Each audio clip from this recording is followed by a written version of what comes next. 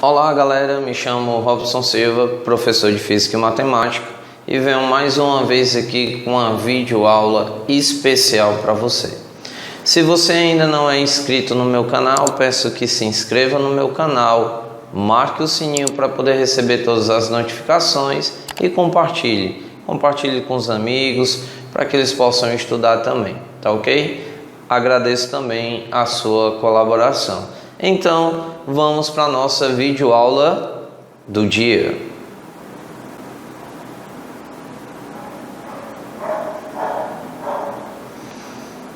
Resolução da prova de matemática do Enem de 2018.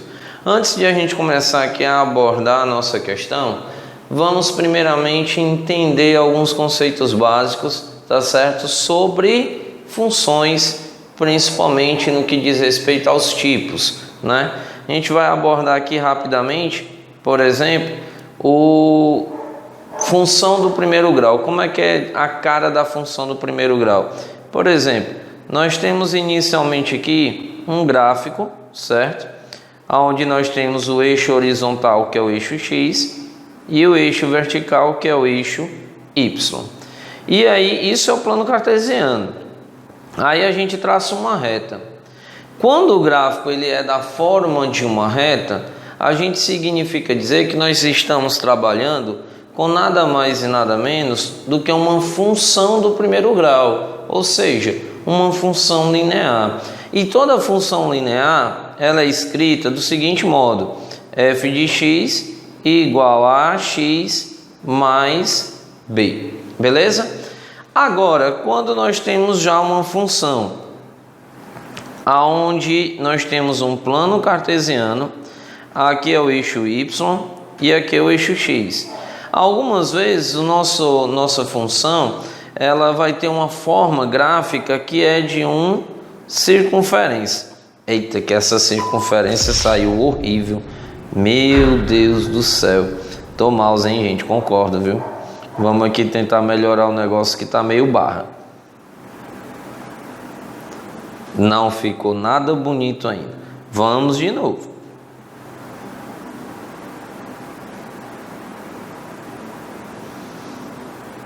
Ainda não.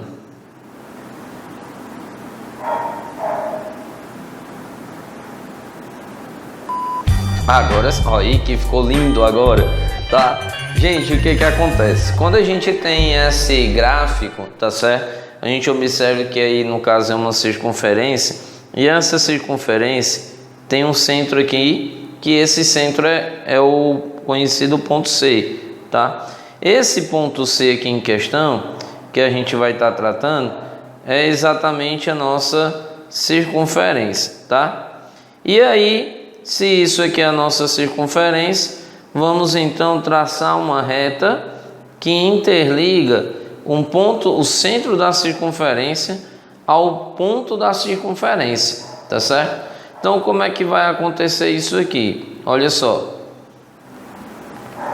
Essa reta, ela é o R. Não tá bem uma reta não, mas tudo bem. Ó, aí o que acontece? Quando a gente tem um gráfico e esse gráfico é de uma circunferência de raio R, a gente costuma escrever ela do seguinte modo, que é um assunto que a gente trabalha lá na geometria analítica, tá? A gente vai ter que é x menos o x do centro elevado ao quadrado mais y menos y do centro também elevado ao quadrado vai ser igual ao r ao quadrado, beleza? Observem que a maior distância entre o centro e a um ponto na circunferência é exatamente o raio. Isso é importante para a gente trabalhar aqui, tá? Aí vocês vão entender o porquê agora. Quando a gente faz menção ao gráfico de uma circunferência, observe, você vai ter vários pontos, infinitos pontos nessa circunferência. Como assim infinitos? Porque eu posso ir tão pequenininho quanto eu queira. Então eu posso pegar 1,1, alguma coisinha muito próximo e tal. Então a gente vai ter infinidade de pontos aqui nessa história, beleza? Já na função do primeiro grau, ela é uma função linear, é uma reta, onde a gente tem que esse ponto aqui, onde o gráfico toca o eixo vertical, a gente chama de coeficiente linear, tá? E aqui já na circunferência, o ponto C, ele vai ter as seguintes coordenadas: XC e YC, beleza? Aí a gente pode ver que sempre acaba sendo necessário a questão do raio e tal. Então é bom lembrar que em algum momento, para você calcular o raio, você pode ter, por exemplo, que fazer o seguinte: fazer tipo um triângulo retângulo, tá?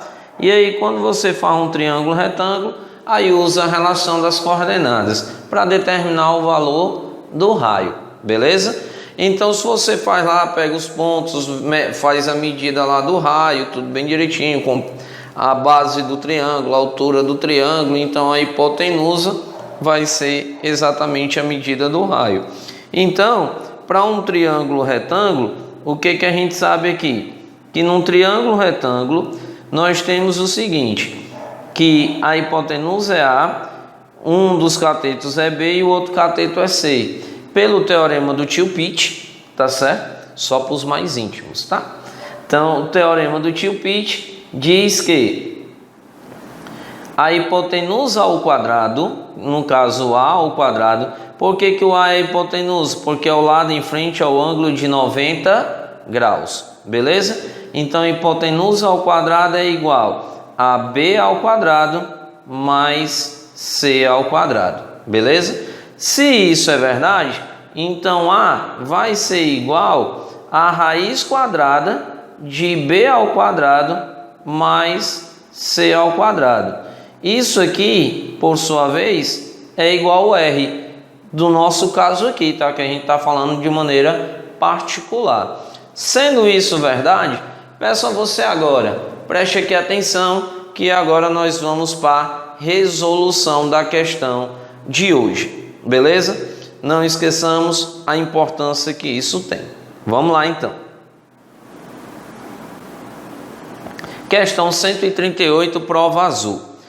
Um jogo pedagógico utiliza-se de uma interface algébrico-geométrica do seguinte modo: os alunos devem eliminar os pontos do plano cartesiano dando tiros, seguindo trajetórias que devem passar pelos pontos escolhidos. Para dar os tiros, o aluno deve escrever em uma janela do programa a equação cartesiana de uma reta ou de uma circunferência, que passa pelos pontos e pela origem do sistema de coordenadas.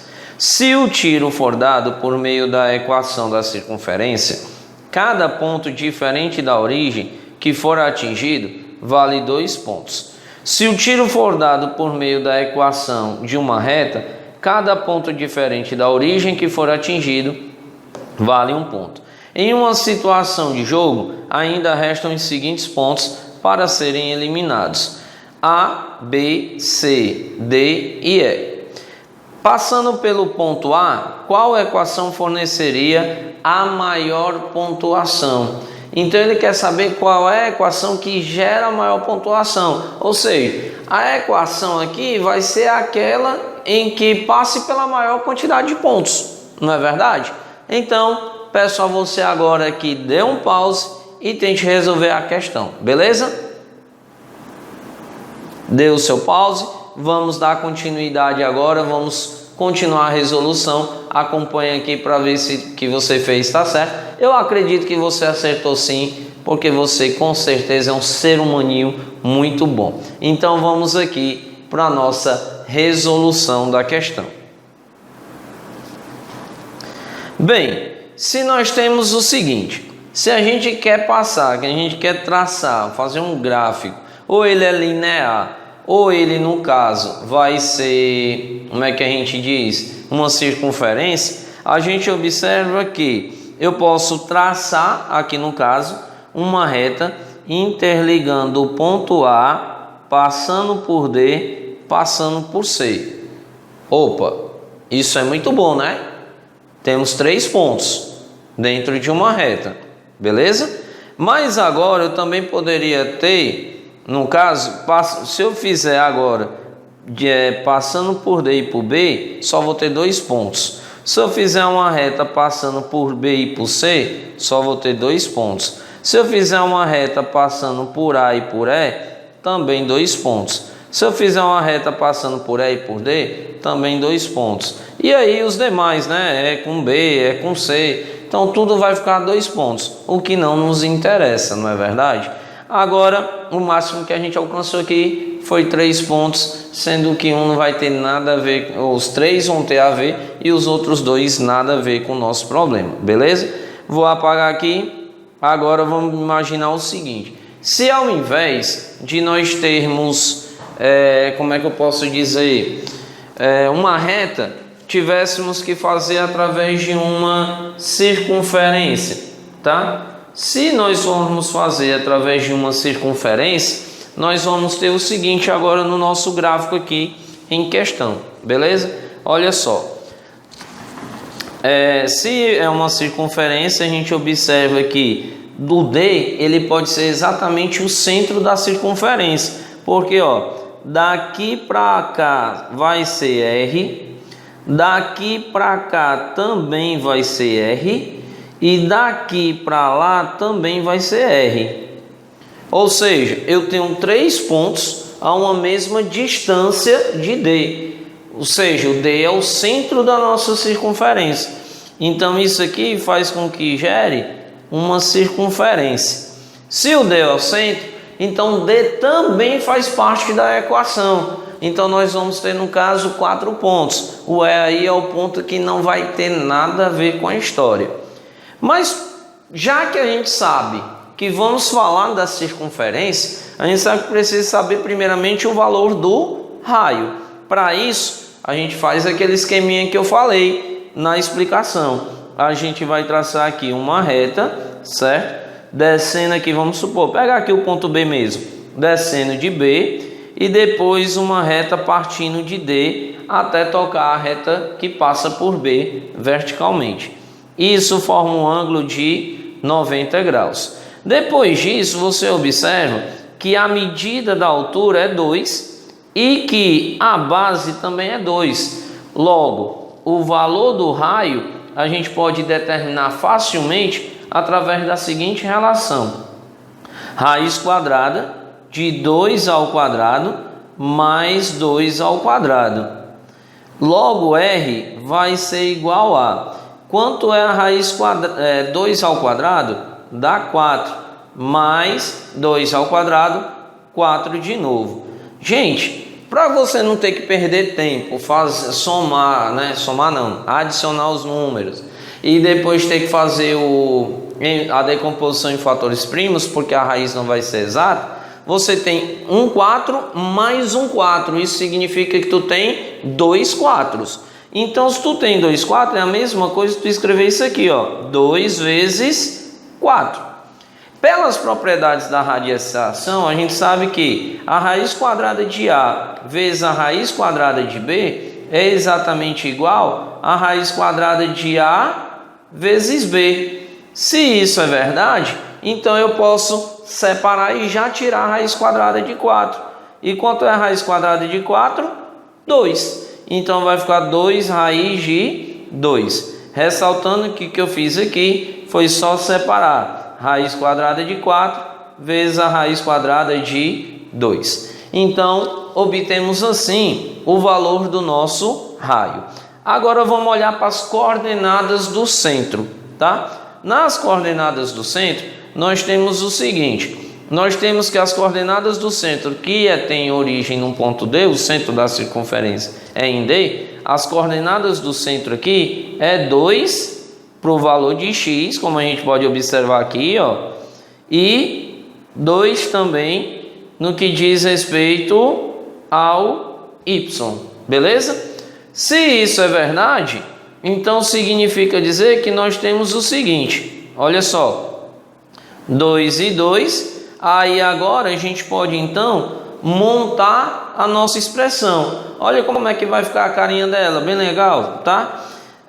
X menos x do centro ao quadrado mais y menos y do centro também ao quadrado é igual ao raio ao quadrado. Observem que o raio aqui está ao quadrado, ou seja, a gente não precisava nem ter calculado a raiz quadrada, não é verdade? Porque 4 mais 4 lá dá 8, então a gente já sabe que x menos, se o x do centro vale 2, então x menos 2 ao quadrado mais y menos 2 também ao quadrado.